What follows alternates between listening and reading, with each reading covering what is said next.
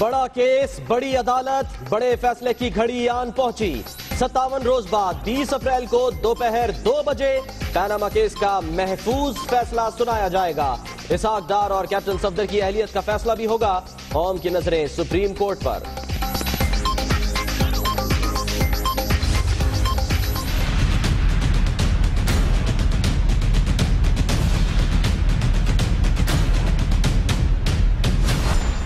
Panama का कानूनी हंगामा, 4 माह 3 दिन के दौरान 36 बार समाअत, चीफ जस्टिस तब्दील, लार्ज बेंच की 2 बार तश्कील, मुकदमा आगाज से इख्तिताम तक 96 घंटे सुना गया।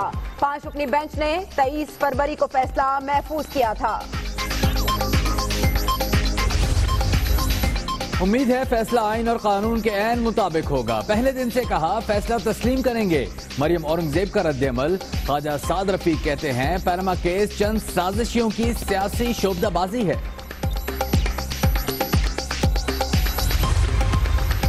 20 अप्रैल का दिन पाकिस्तान की तारीख में सुनहरा दिन साबित होगा। तहरीक-ए-इंसाफ का खैर मकदम। माजी के हालात मुख्तलिफ, लेकिन तारीख बदल भी सकती है। पीपल्स पार्टी का रद्द-ए-अमल। अगर मैं माजी देखता हूं तो मुझे सूरत हाल कुछ और नजर आती है, लेकिन तारीख तब्दील भी होती है।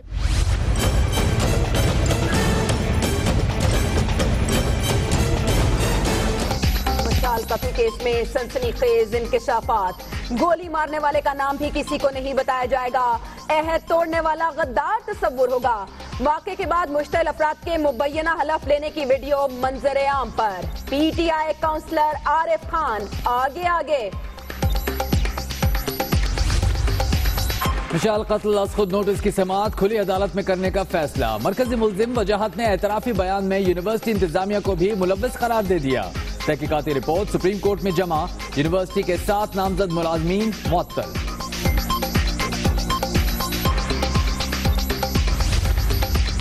वाज़ेह हो गया, मशाल को साजिश के तहत कत्ल किया गया। तौहीन मजहब का बहाना बनाया गया। कप्तान की मकतूल के घर आमद, अहले खाना से ताज़ियत। तहकीकात के लिए आखिरी हद तक जाने का ऐलान। असल किरदारों को सामने लाया जाए, वालिद का मुतालबा। जिन्होंने कत्ल किया है और इसके पीछे जो लोग हैं, जो मास्टरमाइंड है, उसको गिरफ्तार करना चाहिए और उसको अदालत में ले जाना चाहिए। विफाकी और सूबाई हुकूमतें मशाल के कत्ल के जिम्मेदार करार। सहूलतकारों के खिलाफ सख्त कार्रवाई की जाए। कौमी असेंबली में मजम्मती करारदाद मुतफिका तौर पर मंजूर। अप्रैल में ही सूरज ने अपना आप दिखाना शुरू कर दिया। पंजाब और सिंध में गर्मी इंतहा पर। कब होगा बिजली का दीदार? बहुत हो गया इंतजार। अवाम का पारा हाई। कई शहरों में एहतजाज। लाहौर में पीटीआई भी सड़कों पर। लोड शेडिंग क्यों बढ़ी, प्लानिंग क्यों नहीं की गई? मुतालिका महकमों पर वजीर आजम बरहम। हुक्काम की वजाहतें मुस्तरद। लोड शेडिंग कम करने के लिए हंगामी वसाइल इस्तेमाल करें। मनसूबाबंदी न करने वालों पर जिम्मेदारी आयद की जाए। नवाज शरीफ का हुक्म।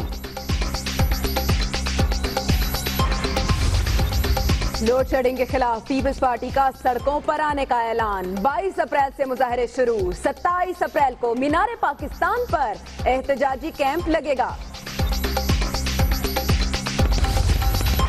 पाकिस्तान खुद दहशतगर्दी का शिकार है। किसी भी प्रॉक्सी वॉर के लिए पाकिस्तानी सरजमीन इस्तेमाल नहीं हो रही।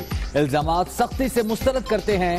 हर तरह के दहशतगर्दों के खात्मे के लिए बिला तफरीक ऑपरेशन कर रहे हैं। Army chief general Qamar Javed Bajwa का 2 टोक मौक़िफ़।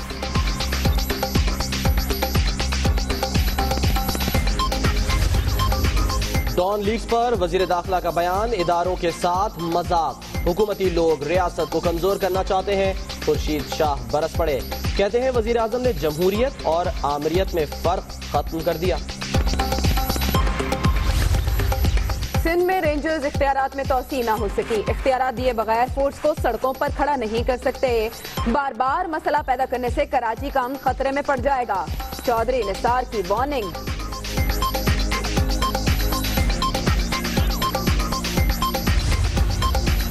पीपी 23 सलागंग ज़िमनी इलेक्शन। वोटों की गिनती जारी। नून लीग के उम्मीदवार शहरियार आवान की बरतरी। पीटीआई का दूसरा नंबर। कई पोलिंग स्टेशन पर लड़ाई झगड़े।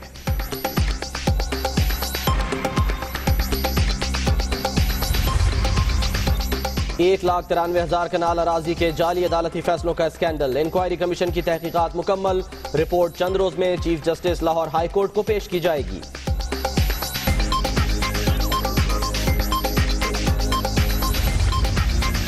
दुबई से कराची में टारगेट किलिंग कराने का सेटअप पकड़ा गया। पुलिस एहलकारों और डॉक्टर्स के कत्ल में मुलव्विस मुल्जिम गिरफ्तार। अब्दुल वहाब रकम और सहूलतकारी फराहम करता है। अब्दुल रहमान मक्सी का इंकशाफ। पंजाब यूनिवर्सिटी की खातून प्रोफेसर का घर में पुरअसरार कत्ल। तेजधार आले से वार किए गए। पुलिस ने मुख्तलिफ पहलुओं से तहकीकात का आगाज कर दिया।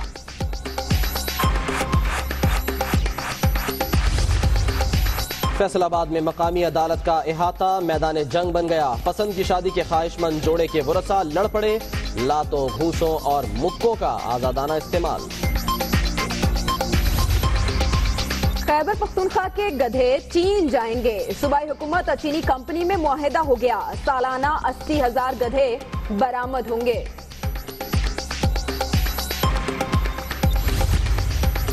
ब्रेग्जिट की कामयाबी के लिए कबल वक्त इलेक्शन नागुज़ीर करार। 8 जून को पोलिंग होगी। मजबूत और मुस्तहकम क़यादत मुल्क के तहफ़्फ़ुज़ के लिए जरूरी है। बरतानवी वज़ीर आज़म का ऐलान।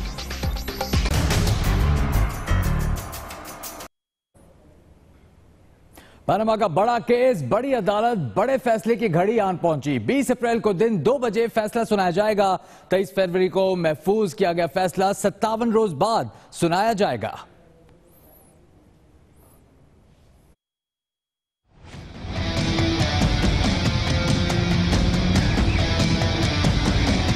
पनामा का हंगामा, फैसले की घड़ी आन पहुंची।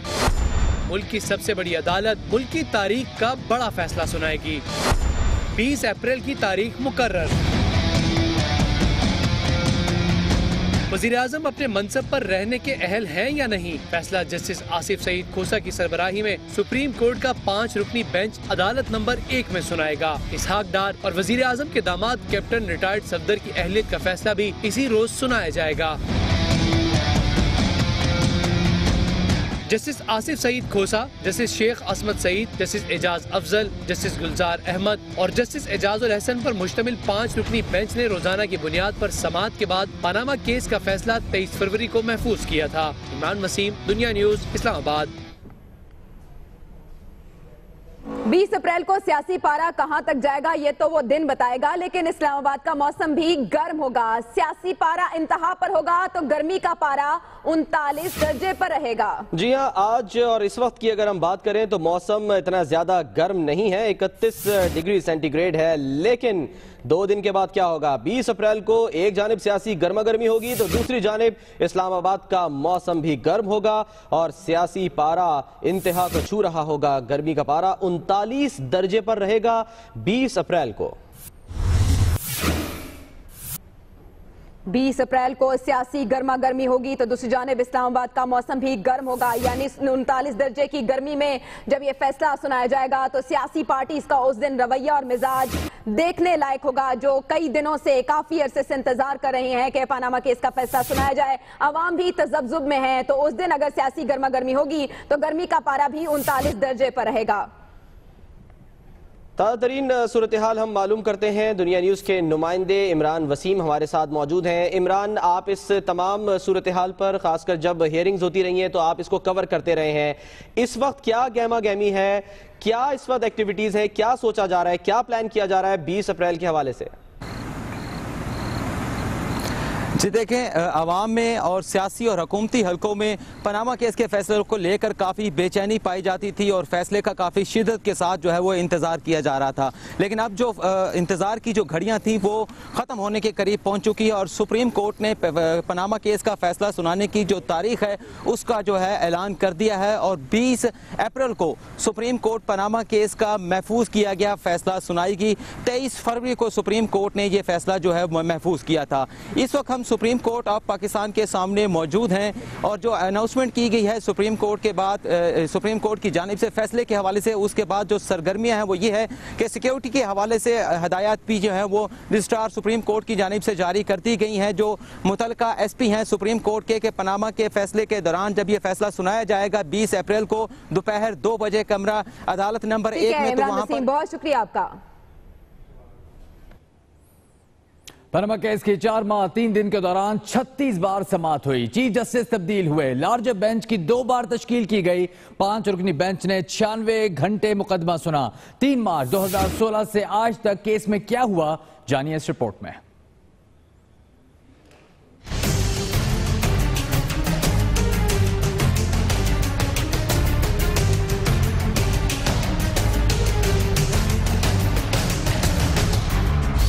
मार्च 2016 पनामा का हंगामा शुरू हुआ। ऑपोजिशन सीख पा हुई। वजीर आजम से इस्तीफा मांग लिया।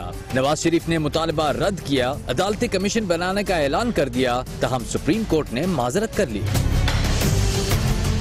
तहकीकाती कमीशन के जवाबित की तश्कील के लिए हुकूमत और ऑपोजिशन जमातों की तवील नशिस्तें भी हुई, लेकिन बेसूद रहीं। फिर तहरीक इंसाफ सड़कों पर आई। 2 नवंबर को इस्लामाबाद बंद करने की कॉल दी तो पकड़ धकड़ हो गई। इसी दौरान 1 नवंबर को सुप्रीम कोर्ट के लार्जर बेंच ने कमीशन बनाने पर इत्तेफाक किया। 3 नवंबर 2016 को बाकायदा समाअत हुई। चीफ जस्टिस ने कहा, कमीशन का किसी जमात के जवाबित पर मुत्तफिक होना जरूरी नहीं। वजीर आजम के खिलाफ इल्जामात को देखना तरजीह है। शवाहिद देखकर कमीशन बनाने या न बनाने का फैसला होगा।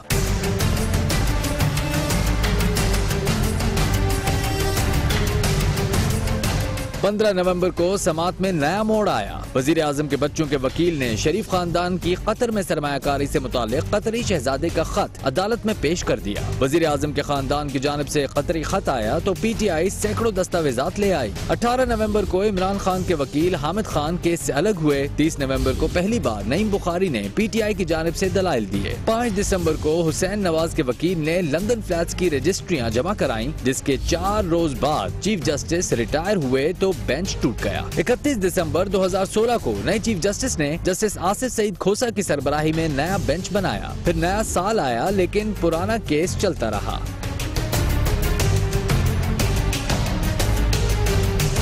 3 जनवरी को वजीर आजम, मरियम नवाज, हसन नवाज और हुसैन नवाज ने वकील बदल लिए। 4 जनवरी 2017 से रोजाना की बुनियाद पर समाअत शुरू हुई। 26 जनवरी को हुसैन नवाज ने एक और कतरी खत और जद्दा फैक्ट्री का रिकॉर्ड पेश कर दिया। 1 फरवरी को जस्टिस शेख अजमत सईद को दिल की तकलीफ हुई तो समाअत मुलतवी हुई। 9 फरवरी को फाजिल बेंच की सेहतयाबी के बाद 5 रुकनी बेंच दोबारा मुकम्मल हुआ। यूं 15 फरवरी से समाअत का सिलसिला फिर चला। दौरान समाअत हुदैबिया पेपर मिल्स मुकदमे का जिक्र भी आया। 21 फरवरी को नैब के सरबराह ने हाई कोर्ट के फैसले के खिलाफ अपील दायर न करने का बयान दिया। अदालत उज़्मा ने 23 फरवरी को समाअत मुकम्मल की और फैसला महफूज कर लिया।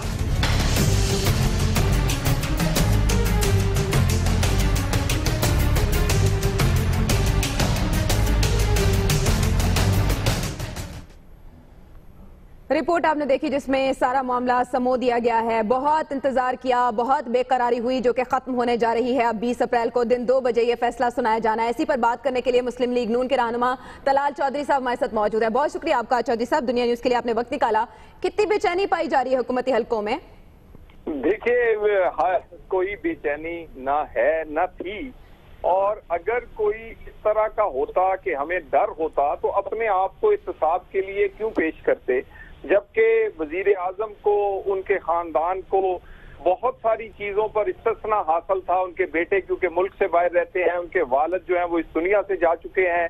वो उन्होंने ना कानूनी सहारे लिए ना इस्तिस्ना का सहारा लिया, बल्कि अपने आप को पाकिस्तान की सबसे बड़ी कोर्ट में पेश किया।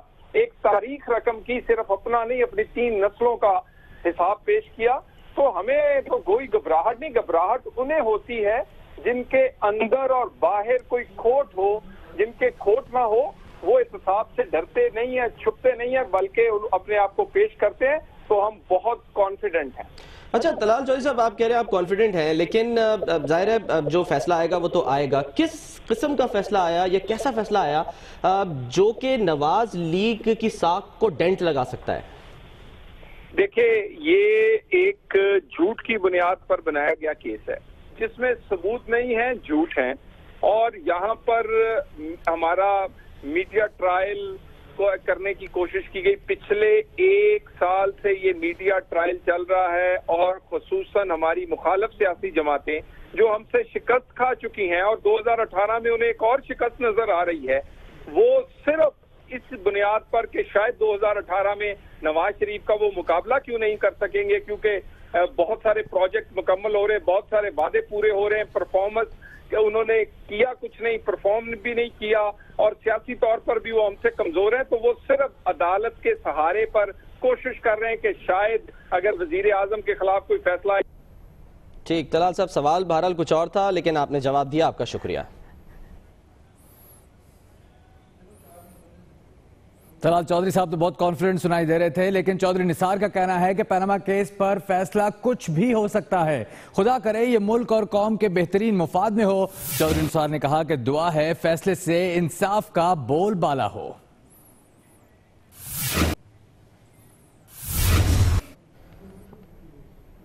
पनामा केस की समाअत में 3 बड़े सियासी रहनुमाओं ने सुप्रीम कोर्ट का दरवाजा खटखटाया। इमरान खान, सिराजुल हक और शेख रशीद अहमद। इन रहनुमाओं ने वजीर आजम और शरीफ खानदान पर क्या क्या इल्जामात आयद किए और अदालत से क्या इस्तदा की, ये जानते हैं इस रिपोर्ट में।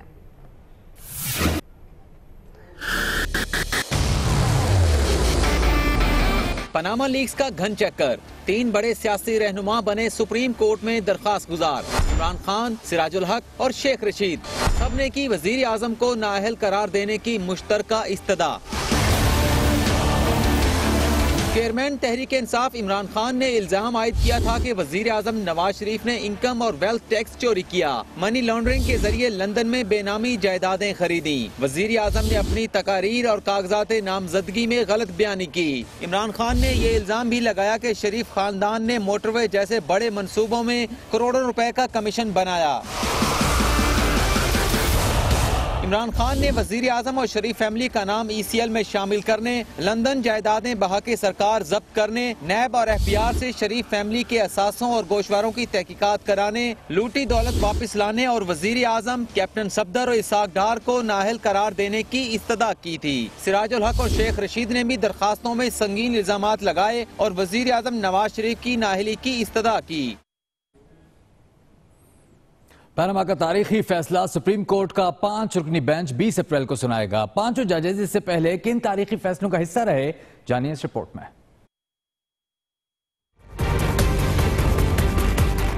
बड़ी अदालत, बड़ा मुकदमा, बड़े जज, बड़ा फैसला। पनामा का तारीखी फैसला भी 5 बड़े जजेस के नाम से मंसूब। साबिक वजीर आजम यूसुफ रजा गिलानी को तौहीन अदालत का मुर्तकिब करार देने के फैसले में जस्टिस आसिफ सईद खोसा, जस्टिस एजाज अफजल और जस्टिस गुलजार अहमद शामिल थे। 3 नवंबर 2007 की इमरजेंसी परवेज मुशर्रफ की नजरसानी दरख्वास्त मुस्तरद करने वाले लार्जर बेंच का जस्टिस आसिफ सईद खोसा, जस्टिस गुलजार अहमद और शेख अजमत सईद हिस्सा थे। 21वीं आईनी तरमीम और फौजी अदालतों को दुरुस्त करार देने के फैसले में भी जस्टिस आसिफ सईद खोसा, जस्टिस एजाज अफजल, जस्टिस गुलजार अहमद और जस्टिस शेख अजमत सईद शामिल रहे। जस्टिस शेख अजमत सईद ने तारिकीन वतन के वोट डालने की सहूलत फराहम करने का फैसला दिया। जस्टिस गुलजार अहमद ने गैर कानूनी चिंकी रिक्शा चलाने पर पाबंदी और शीशे के तंबाकू की दरामद पर पाबंदी का अहम हुक्म दिया।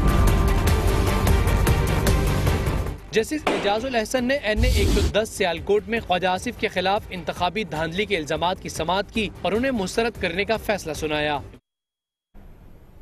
और अब वो फैसला जो अवाम ने सुनाया है तलागंग में। PP 23 ज़िमनी इलेक्शन 138 पोलिंग स्टेशन का गैर सरकारी नतीजा ये कि नून लीग के मलिक शहरियार अवान 49,142 वोट लेकर पहले नंबर पर हैं, जबकि PTI के कर्नल रिटायर्ड सुल्तान 35,028 वोट लेकर दूसरे नंबर पर हैं। इसी बारे में बात करते हैं दुनिया न्यूज के नुमाइंदे यासिर मलिक से। यासिर, 199 पोलिंग स्टेशन हैं कुल जहां से रिजल्ट आने हैं।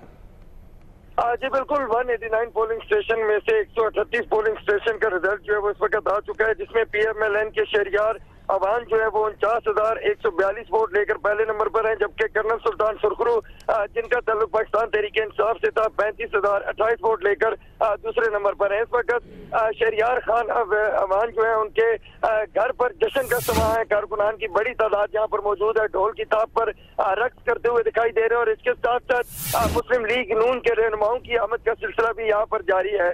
मिठाइयाँ तकसीम की जा रही हैं, आतिशबाजी का यहाँ पर मुजाहरा किया जा रहा है और पटाखे यहाँ पर बजाए जा रहे हैं। और तमाम तर कारकुनान जो है वो शहरियार अवान को मुबारकबाद देते हुए हमें दिखाई दे रहे हैं। और यहाँ पर तमाम तर जो दूर दराज से ठीक है यासिर मलिक, अपडेट करने के लिए शुक्रिया आपका।